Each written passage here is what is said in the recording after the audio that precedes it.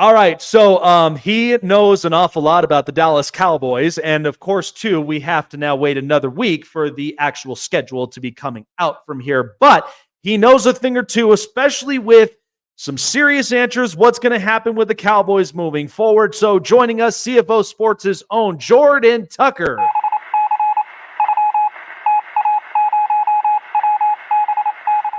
Well, unfortunately, we got to wait another week. I know a lot of people, you and I, have been excited for the schedule, but you know what? It's just one of those things we get excited for. We got to wait another week, but it's well worth the wait. So let's start with this because the post-draft, I've said it, multiple times. There has been lots of clarities. There's been two different stages. The clarity we've seen from free agency and the clarity we've seen from the draft. Given what we've seen right now from the Dallas Cowboys, what's kind of the clarity and what's kind of what's kind of now the outlook that we're going to see going into the season for them? Yeah, that's a tough question. I think a lot of Cowboys fans, self-included, was kind of wondering, especially after the free agency, like, hey, where are we actually going? We know the debacle that happened last year in the playoffs versus the Green Bay Packers. So how were the Cowboys going to build off of that? So free agency came and went. We didn't do anything besides sign Eric Kendricks, pulled him away from San Francisco, and that was pretty much it. So we kind of sat on our hands, we're dormant. Then we go into the NFL draft. And a lot of people had high expectations, right? Maybe you're going to get a wide receiver in a Brian Thomas, or maybe go with the powerful running back in a Trey Benson. But it looked like the Cowboys were really focused on the trenches, right? So they went and got Tyler Guyton. They parlayed that with a third-round pick in Cooper Beebe here from Kansas City, who I love. I think he was the most exciting pick for a lot of Cowboys fans. But then you also got Marshawn Nealon, right? And then you got Kalen Carson. So I think what the Cowboys are trying to do is get that. I'm tired of getting punched on by the 49ers. Like, I think that's what the mindset is. We're getting tough, physical, nasty guys that's going to be able to battle in the trenches. They're not pretty names, right? It's not sexy anymore. These are tough, hardworking, blue-collar players, and I think that's the mindset that the Cowboys are going to go into the season, because we've known that we have the talent, right? We have the CeeDee Lambs, we have the Micah Parsons, we have the Dak Prescotts, we brought Ezekiel Elliott back, so we got those guys, and Marcus Lawrence, but it's that second layer. It's those guys are really going to play an important role, especially throughout a 17-game season. And I think where the Cowboys kind of just fall off the map year after year is when we face those tough, physical, dominant teams in the playoffs. So I think that's what Mike McCarthy is trying to fix when it comes to our roster. So I know that, from given just the outcome from last season after losing to the Green Bay Packers in the playoffs and what it's basically looking like right now for the state of the Cowboys. A lot of people have a lot of question marks, and to me, I kind of feel like, I would just love to see what 5 weeks playing into the season really looks like for the Cowboys. So I've been saying this, and I'm a firm believer that I think when it comes to who's got the added pressure, some would say Dak, some would say multiple other players, or some would maybe say the coach.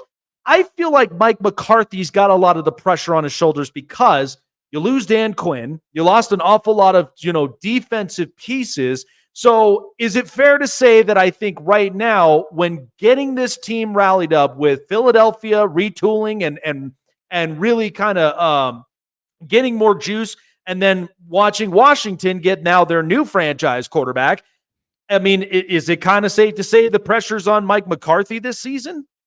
Yeah, naturally, I would say so, right? And I think it's kind of unfair pressure, but of course, he's on a 1-year prove-it deal as well, along with Dak Prescott as of now. Hopefully that will change. But, I think Mike McCarthy, since he came in, right, we lose Dak in 2020, had a decent season with Cooper. Like, he was kind of just grasping straws, with Ben DiNucci and Andy Dalton. Turn around again, had a 12-5 season. Dak goes down. You're still keeping things afloat. So overall, Mike McCarthy has improved the culture and the winning tradition. I mean, just making back-to-back playoff appearances. That sounds brand new, and it sounds crazy from the Cowboys standpoint, but that's something that Mike McCarthy has done. But I think what Cowboys fans and maybe the front office wanted Mike McCarthy to get us over that additional hump, to get us to that NFC Championship game. So I think that's the expectations. Now, personally, I think it's an unfair expectation. Hey, bro, you got to do something that we haven't done in 30 years or you're fired. Like, okay. So, I mean, I think it's kind of unfair for Mike McCarthy. So it's going to be interesting to see how things shake out. Now, we mentioned the schedule. we have a brutal schedule, and depends, if the NFL wants to punish us or be a little bit lenient, because you could see a situation where we might pay San Francisco on Sunday Night Football and then turn around and play Baltimore, and then our division's getting a lot better. So it's going to be interesting to see, how our schedule overall plays out. But I think from the Cowboys standpoint, what they have to understand is our division, like you just said, is getting tougher, right? It used to be the NFC least. I call it the NFC beast right now. We know what Philly's doing. Dan Quinn, who was a former coach, in Atlanta, but also now was in Dallas, but now he's in Washington. He's kind of building their team in the previous Cowboys image, and got Jaden Daniels. He got some wide receivers there. The Giants are still kind of like that bottom tier team, but they got some talent, right? They got Malik Neighbors. They got Tyler Newsom. They got some talent too as well. So the only thing that is keeping the Dallas Cowboys, in my opinion, above the pack is number 4, and they ain't paid them yet. So that's the one thing. So it's going to be interesting to see how things shake out, but I think the pressure will fall on Mike McCarthy and Dak Prescott, and they're the actual human shields for the Dallas Cowboys front office, and they'll get away with murder every time. So, and since you mentioned of that with Dak Prescott, here's where I kind of lay this down with this situation. And, and I'd like your opinion up on this as well, because I think, this season, we kind of know with what we're seeing right now with Dak Prescott's contract situation. Eventually, CeeDee Lamb, he's going to start, asking for a contract extension. And I think it would be fair for me to really give him that, because this is what keeps the offense very viable. And then I would say maybe outweigh what the market looks like when it comes to Micah Parsons. Now, I do love him as, a hybrid player, very explosive on the defense. So when you go into this season, because my thought is, I think this might be Dak Prescott's last season from what we've seen from here. But I would definitely extend CeeDee Lamb, and I would definitely end up kind of weighing out what the market will look like for Micah Parsons. What, in your opinion, how would you really kind of play this out? Because to me, if right now the situation is they're not going to pay Dak that $60 million or even higher from this point, they may go a different direction, but you at the very least protect the offensive line so that if in fact the next quarterback that does come in, it's a team that's got a healthier line, this is a team that still has a viable offense.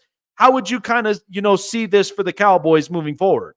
If it's me, I would extend the Dak Prescott actually last year, right? But I would definitely did it before the draft and before free agency, because that would have cleared up cap space for me to actually make those moves and then ink a CD deal and clear even more cap space and maybe be a little bit more proactive in free agency. So, me personally, this doesn't work without Dak Prescott. I know that there's a lot of lazy narratives when it comes to Dak, but he's the only thing stopping us from being the New York Giants. I think people really get that mixed up, is that, we'll have a good offensive line and we'll have CD and we'll have some running backs in this defense.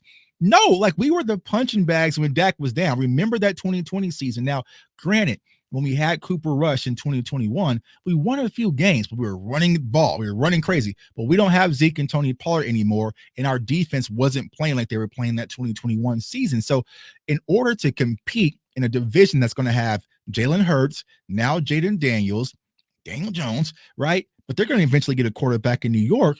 If you change that, and let's say, and I like Trey Lance, no knock to the kid, but there's going to be a huge learning curve if you're wanting to win a Super Bowl now, if you're really wanting to go all in, if Jerry Jones continues to say, I ain't got much more time and, I'll do it, then you have to have Dak Prescott, who was the MVP runner-up, as your quarterback, period. There's no way you can replace him. There's no bridge guy. I could say, okay, who would give me a guy?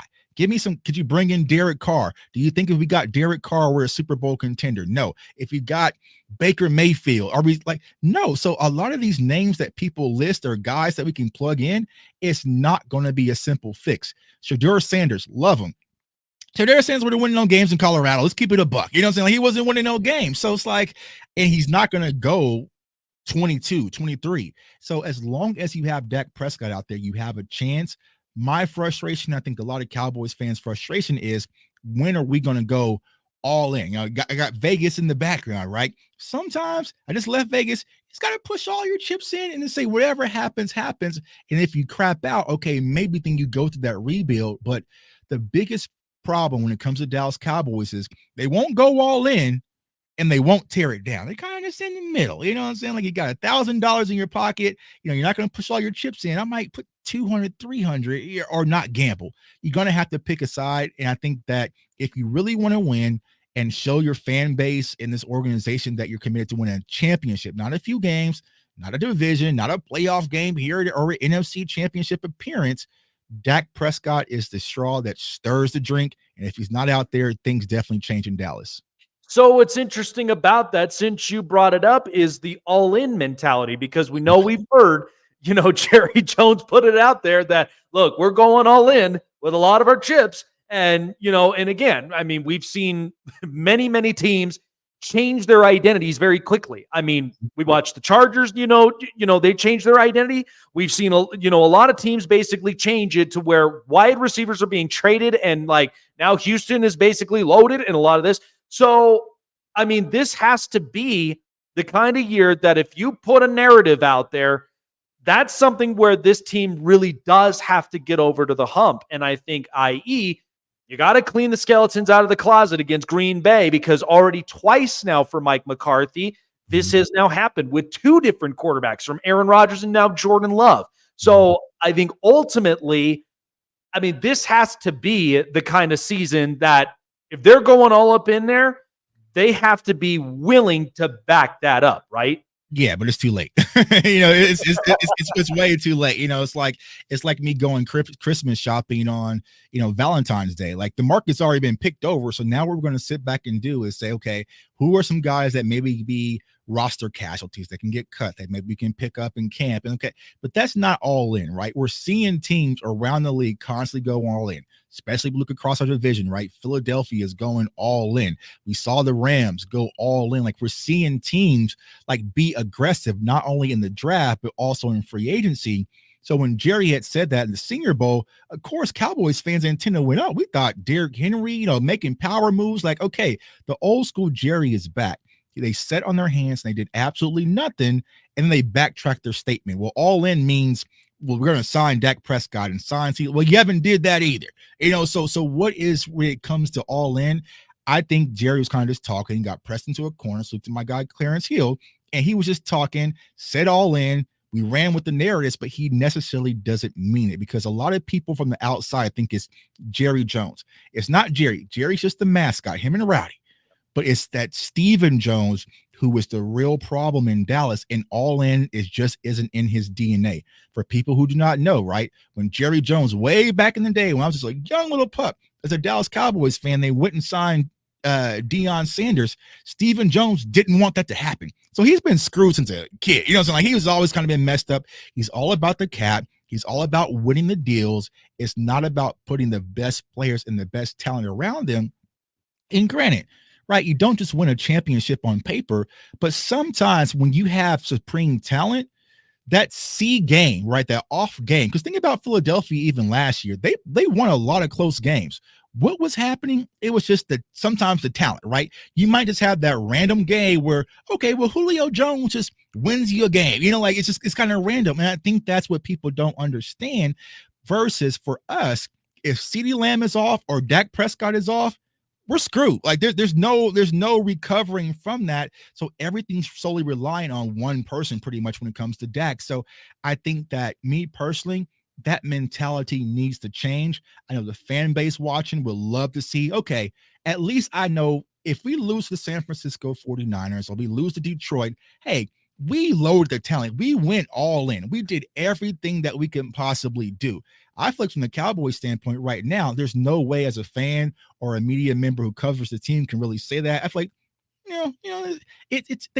they're doing some things, but if it fails, it's Mike McCarthy and Dak Prescott's fault, and we'll just get rid of them next year and move on and continue the same old 30-year cycle that we've been on, which a lot of Cowboys fans are frustrated about.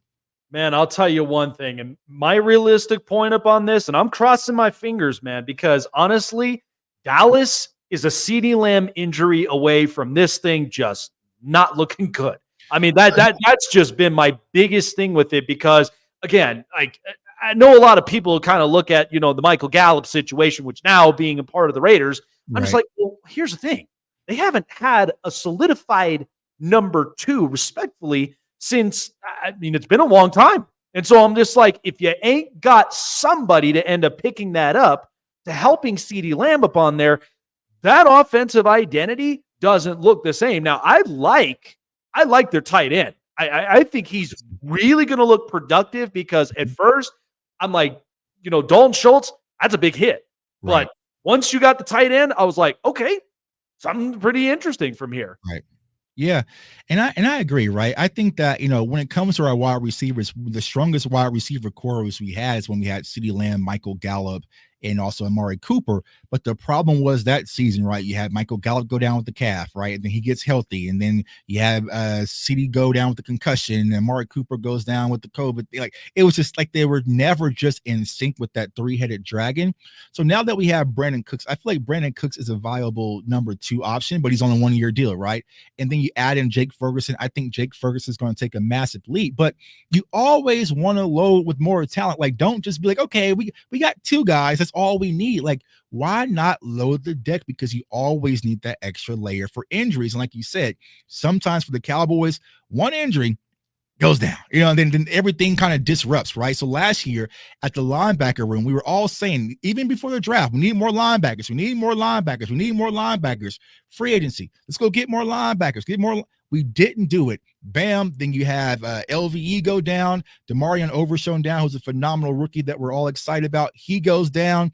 And then everything just looks depleted because you didn't have that second layer of talent. So that's, for me personally, when it comes to roster building, I'm trying to avoid, but for some reason, the Cowboys just don't see it that way. So, like I said, overall, we're talented enough to compete. Like, as long as number 4 is out there, we're going to compete. But I know that everybody, self-included, we want to win a championship. Like, if we get to an NFC championship game, yay, Dak, you finally did it. And then we lose by 20 to the 49ers. I am still pissed off. Like, I'm not, I mean, I'm even more pissed off that happened because that means I spent more money going to that game, which is probably going to be super expensive. So, I'm trying to build a championship roster. And right now it just doesn't feel championship is. It just feel like, we'll be good. We'll be good. 11 wins, 12 wins, and we'll see what happens. But it's like, why not go out there and say, I did everything I can do to Mike McCarthy, Dak Prescott. I went all in and you fail. Then it's easier to evaluate Dak Prescott. If I gave you, hey, I gave you CeeDee Lamb, bro. I gave you Brian Thomas Jr. I gave you Brandon Cooks and Jake Ferguson. Then we lowered the clip and, we got Derrick Henry and you still failed. Maybe you're not the guy. Maybe you're not the guy. But now it's like, I mean, could you really say it's Dak when our run defense couldn't stop me at running back all last year? Or, it's just one of those weird situations. So, yeah, I think it's going to be an interesting situation. And like I said, I mean, Dallas to me always seems to give me question marks every single year because I don't know what version of Dallas I'm going to get, and then it comes back to the same narrative where it's just like, oh, this team actually looks real good. And then all of a sudden it's like, well, this is the same team. It just had a different feel to it. So I'm like, so this is where, I look at Dallas and hopefully things really do pan out. But this is kind of the hard-nosed hypothetical question, right? Let's say this season doesn't end up hitting the expectations as many Dallas fans are hoping that it would. And let's say this is the point where it's just like, Mike, we appreciate what you're doing, but you're gone. You know what I mean? And so, like, the coach now is gone. Then let's say Dak, they're not re-signing him, and all of a sudden they let him go. How would you end up addressing this? Because to be honest, like the way I look at it, I know people kind of throw the narrative, well, what if Belichick coached? To me, it's like another episode of two angry men screaming at each other. And I'm like, that's not going to work. That's not going to work with Jerry. But so my thought is you get at least another competent coach, one that doesn't necessarily act as a yes man for all these years that they kept, of hiring. You get somebody that, like, he has control of the team, knows exactly what their value and the worth is. And I'd say next year, because next year's defensive heavy. So you go and you get some depth guys up on defense. But how would you then address the quarterback? Because some people would say maybe you get somebody up from the outside, or thoughts on Trey Lance. I mean, there's multiple question marks from here. But hypothetically, if that were to happen, if you're in the shoes of Stephen Jones, how would you address this if this was to happen? Well, they didn't give Trey Lance the extend his 5th year option, right? So if it's me, then I'm considering maybe using a power play and going up and get a guy in the draft and just start young and start all over. But I think that's the frustrating part, because I don't want to go through a reset. Like, I honestly, I think that the frustrating part for me, I'm speaking for me, is that I felt like we were on the cuffs, right? We were there, like we were just floating around. Like there was teams in our division, right? Philly, I feel like we were better than Philly last year. There was Detroit. We beat the Rams. So we were in there, just that 49ers mountain that we had to climb, and we fell short. But I felt like since we fell short, we started peeling back that onion a little bit, where we're trying to get back to the team that we were last year. So for me personally, if things hit the fan, and here's the fun part about this year, we won't be able to fake it. Now, we kind of faked it last year, right? And granted, Cowboys fans get upset when I said this. We really didn't beat nobody with some elk about them. Philly, Detroit, Rams early. Like, so there wasn't those games where, okay, we went to we beat San Fran. Okay, we smoked them, or we smoked the Buffalo Bills, or we smacked up the Dolphins with their high flying off. Like, there wasn't those kind of games. So this year we will know. If we get punched in the mouth by San Fran again, get turned around, get punched in the mouth by the Ravens, we struggle versus Washington and lose to Joe Burrow, and we go up to Pittsburgh, and then we'll kind of know, like, all right, this ain't it, right? But I feel like this team can really rally together and make a run, but it's going to be a lot more difficult and challenging, because I feel like this roster isn't what it was the past few years, right? So we can see it. Getting Trayvon Diggs back is going to be a huge spark, right? Deron Bland's playing phenomenal. Will Stephon Gilmore return? Probably not, because they probably can't afford it. You have Ezekiel Elliott. I know people are kind of on Zeke, but Zeke is still a weapon, whether y'all want to hear that or not. You have some guys taking a second-year leap as well with our younger guys. So we are going to be competitive. But once again, it really goes back to championship competitive, right? Do I feel like we could go to Baltimore and beat Baltimore? You know what I'm saying? Like, so those are type of games. I'm a young offensive line. So, if things hit the fan, it's going to be a rebuild. But honestly, I'll probably just turn my channel into like a book club or something, because I ain't got time for it. I don't have the time for the whole, project quarterback kind of float in limbo, have a 3-4 win season for 2 years. Then maybe we get the guy, and then like, I'm just, Yeah, absolutely. And and like I said, when I saw that pick from Dallas where they went and took an offensive tackle, I thought to myself this: well, they addressed it getting Tyler Smith, and then they go in and they get another tackle. So my thought is, okay, they're going to keep this offensive line healthy. This almost reminds me of Dak's rookie year, when Travis Frederick was still one of their top studs on the line. And then you still had guys like Zach Martin and multiple others on that line. Is this kind of almost a little bit of this building feeling that I think Dallas is kind of doing with that offensive line to assure Dak's health at this point? I don't think so. I think what they're doing, right, they're just cleaning up their holes, right? Because if you would have went and kept Tyron Smith for the deal that he had in the Jets, was very easy to do, right? But they didn't. They let Tyron Smith walk. I think you probably don't have to address the offensive line again in the first round, because I like Tyler Guyton. He has a lot of upside potential, but you're taking a right side player. He played predominantly the right side, and you're tossing him over to the left, and there's no wall, right? Because when Tyler Smith came in, you had Tyron Smith, and then you had I forgot who was it, Connor McGovern. You had Connor McGovern, so you had some guys there in case of emergency if he falls. Okay, you're still kind of good. I feel like the problem with Tyler Guyton is he has to work. You have to work at left tackle, bro. You have to work at left tackle, because if not, you have Chima Yadoga, Matt Walesk. It gets dark, right? So I think it's going to be very important that Tyler Guyton hits the ground running. So I think that's kind of the thing. When it comes to the offensive line, Are they trying to do a rebuild? Yes, but I also think the Cowboys, honestly, they're churning offensive linemen. You look at how many offensive linemen we drafted in the last 2 to 3 years. It's just been an outstanding rate, and they don't count the guys that we missed on, right? They don't count the Matt Walesko, the Josh Balls. They just grab an offensive lineman and hopefully it works out. But I think that's really building for the future because you'll know who your guys are. Tyler Smith, he's one of your guys, right? Zach Martin, probably give him another 2 to 3. Hopefully Terrence Steele recovers from the injury and plays a lot better than he did last year. So you got your 3 core guys. Cooper Beebe, who I think is going to be a phenomenal talent, but you also have TJ Bass, Tyler Guyton, Awesome Richards, is it Earl Bostic? Like, you have a lot of different guys out there, so hopefully it'll work. But I think the Cowboys really just need to get focused and stronger in the trenches, and hopefully this draft class is going to be that class to do it.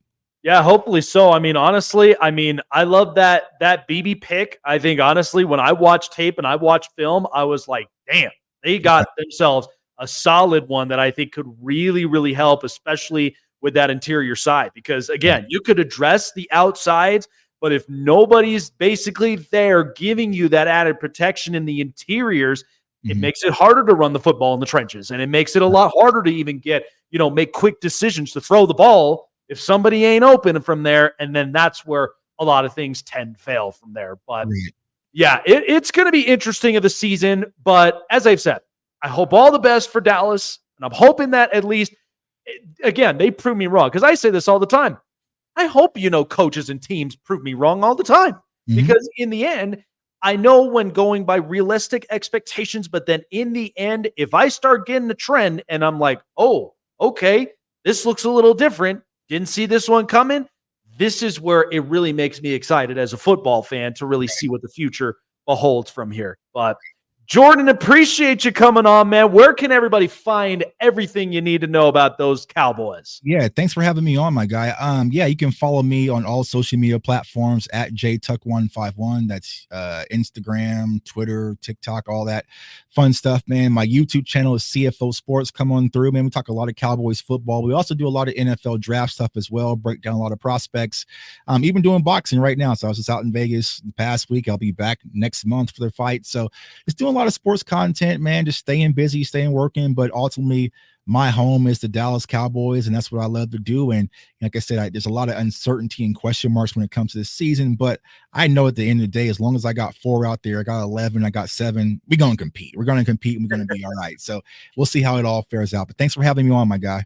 Absolutely, man. And I'll tell you what, though, like New Orleans, this is what I'm shooting for this year. And so I'm pushing all the content I can and just, make that trip because it's one hell of an experience, especially being there up and in the media booth. But I'll tell you what, though, man, that fight with Canelo, I'm like, he still has it. He's proven he still is the best fighter currently. And so anybody that comes in the ring, you better watch out from there. Yeah, but man, it was a fun time out there, man. Canelo's definitely one of those guys, electricity. And then, next month you got Tank Davis coming out there, and the energy is already through the building, man. Like, those tickets are going crazy. Always a good time in Vegas, man. I love Vegas. I've always loved it since I was a kid, and now to be able to kind of turn it to my second home, man. So to MGM Grand for always having me out there. So yeah, man, Super Bowl was crazy out there as well, and I expect next month to be even crazier. I tell you, we certainly do put on a show anytime, any day, any week. That's usually what my hometown's all about. But I'm hoping because I'll be back up out there in Christmas time. But I'm hoping, again, they keep up what they're doing. They're doing great stuff, and hopefully we get a lot more gigs coming through and through. But since you mentioned draft analysis, who's a guy that you've looked at that you think, man, this guy might be really, really interesting to look at for his rookie season? Is there someone you had in mind? For this year's class coming up? Mm-hmm. Oh man, there's a lot. Where can I had to pick one, right? Kind of put me on the spot. A guy that I really liked, I should have blocked them on Twitter, I guess, but the Green Bay Packers kind of snagged both of my guys in Jordan Morgan, left tackle / left guard out of Arizona, and also Edgerrin Cooper, linebacker, man. So I think they're going to be a phenomenal talent. I'm excited to watch them play. I hate to say it, but the Philadelphia Eagles had a fun draft with Quinyon Mitchell and getting Cooper DeJean. So they got some talent as well. But also, I think for me personally, the team that I'm excited to watch, kind of see how it all unfolds, is in New England, right? They got my guy Jalen Polk out of Washington, who's out of Lufkin, Texas, same spot as Des Bryant, the wide receiver. And then they circled back around and got Javon Baker out of UCF. It's another phenomenal Big 12 wide receiver who I love in this class. So there's a lot of different guys. I like this draft class as a whole. I think there's a lot of talent, a lot of depth in different layers, especially at the running back position, but we didn't get one. So, of course, all my Knowles out there. So, yeah, it's going to be a fun class, man. But I would say the one guy that I'm really excited to watch, I would say, is probably going to be Edgar Cooper or Peyton Wilson that went to the Pittsburgh Steelers.